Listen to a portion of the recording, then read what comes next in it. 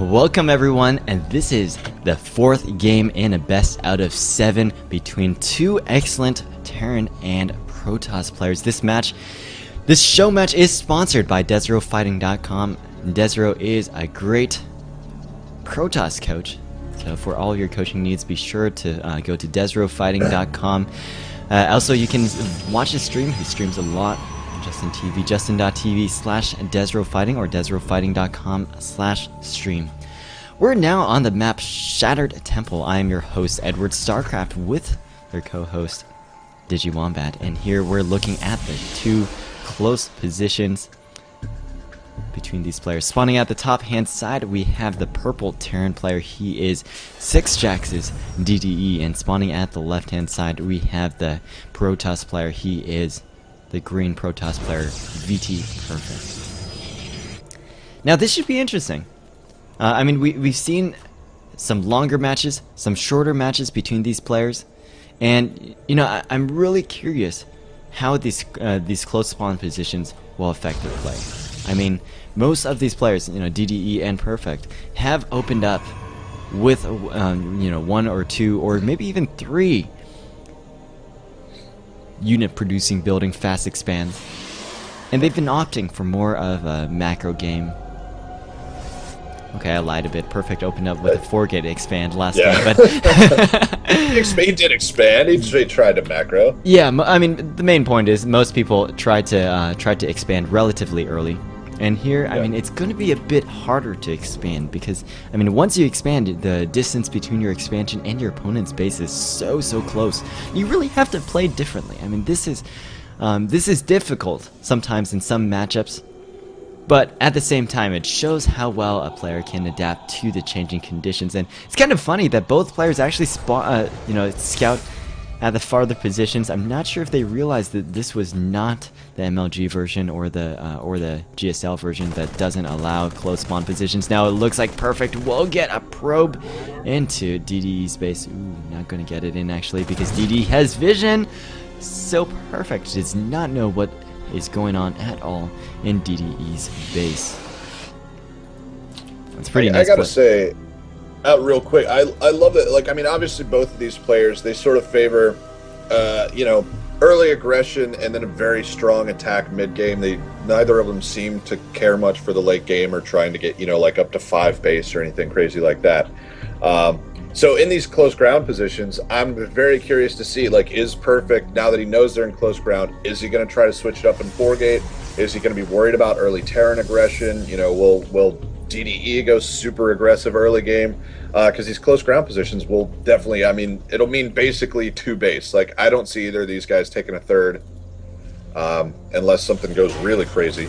But I think it's going to be like 2 base tops, and then they like smack each other over the head until one of them dies. Well, we see some pressure coming in to Perfect space, but Perfect, he has a sentry up here, so if DD walks up the ramp, that's going to be a big loss. But here, Perfect, actually, you know, I think he force fielded slightly too early. If he could cut off his opponent's forces, that would have worked slightly better, but not that big of a deal. He did fend off this early pressure. However, more Marauders on their way to Perfect space, and it looks like Perfect just going to 1 barracks fast expand in this game. Quite ballsy. Very interesting, yeah. Especially, like you said, those close ground positions, it could get very scary for DDE. It looks like Perfect going to probably be 3-gate expanding, but since he does like that push off of the 3-gate expand, DDE could be in some trouble unless he bunkers up, but he does have a bunker going on. So DDE again going for that factory, and remember, you know, this is what happened in the first game. He tried to tech and expand at the same time, but it's so difficult to do that. You know, you can't really tech and expand at the same time since you have no army. Now DDE building a bunker to try to protect his units, but you know, Perfect, he doesn't need to build a bunker. One, well, I mean, it's harder to build static defense, and 2, it's not free. But still, I mean, both players again going for this fast expand route, but again, Perfect with 3 gateways, he'll be able to warp in a lot of units at his opponent's base. However, DDE, okay, that's weird. He puts his factory back onto this this tech lab. So he's going for that tank route again, and DDE is going to spot this one pylon over here, Perfect will have to cancel it if he wants to save money. He could not. You know, he could not cancel, but... Yeah, you could just... I mean, sometimes you just get 100 minerals and you're like, whatever. Yeah, exactly. So now Perfect running in, but there is quite some firepower on the other side of this wall. I really like this bunker placement over here because it just means that, you know, Marauders and bunkers actually have 7 range, so that will outrange Stalkers, that will outrange Sentries, and even Zealots cannot get to the Marauders since there's that supply depot. So very nice bunker placement over here, but yet again, Perfect getting a soft contain on DDE's base. Will he be able to use this a lot more effectively than Game 2? You know, well, this time, I mean, he's more based on gateway units, so I think he will be able to. But as soon as DDE gets his siege tech up, which will be in a few moments, I don't think he can contain his opponent at all. Yep, that should be the end of it as soon as you see that the siege tanks raining down and that Stalker gone. Is he really going to push with that? Okay. Yeah, I think he was trying to get that one Marauder, but it's difficult to do so. Just trying to do as much damage as he can to his opponent's base. Again, force fielding, still trying to do the soft contain, still trying to delay the benefits of that expansion until too long. And again, another force field going down from Perfect. DDE must be really, really annoyed. I mean, really, like, how is he going to get out until he gets medevacs? But now look at this tank positioning. Now it's a bit good enough to prevent these sentries from force fielding, and now DDE can take his expansion bunker up and everything. But no, yet again, this is going to pay off for Perfect a lot. Look at his income compared to DDE's income right now. And of course, DDE is transferring some harvesters, so it should go back up. But still, Perfect.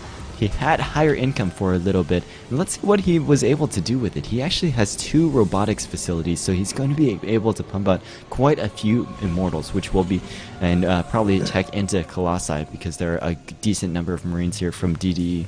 But it's really going to be about how well he uses the extra income that he got and what he does with this tech. Yeah, I like he's seen the siege tanks. I like the heavy immortals. Looks like he's going to Colossus now. I like that number of immortals, provided he keeps them alive through through whatever engagement they run into. Yeah, because with those siege tanks will get shut down immediately. If you use Immortals well, I mean, they seriously never die.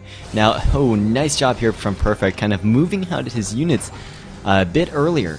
You know, he saw that scan, he knew that his opponent was moving in, so he's saying, you know, I don't want my opponent to siege right outside my base, so I'm going to move out, force DDE to siege up for a little bit, and slow down his push. So now that allows Perfect to get more Immortals out, more Zealots out, and now here comes a push. Nice force fields here by Perfect, and again, DDE, he can't like run in with his Marines without this tank support, and oh, nice positioning here from DDE, sieging up from this left side.